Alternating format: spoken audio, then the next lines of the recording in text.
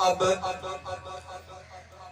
नाते रसूल मकबूल के लिए इदारा हाजा के तालिब इल्म जिनका ताल्लुक खासा सालेदोम से है, बरादर मुअज़्ज़म मोहतरम मोहम्मद वकास साहिब तशरीफ लाएंगे और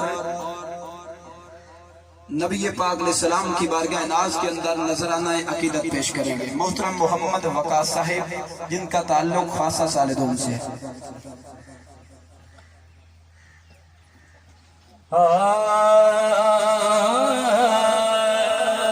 तकड़ी विच ना तोली वसाया, तकड़ी विच ना तोली वसाया, मैं ते होली वसाया, तकड़ी विच ना रखिया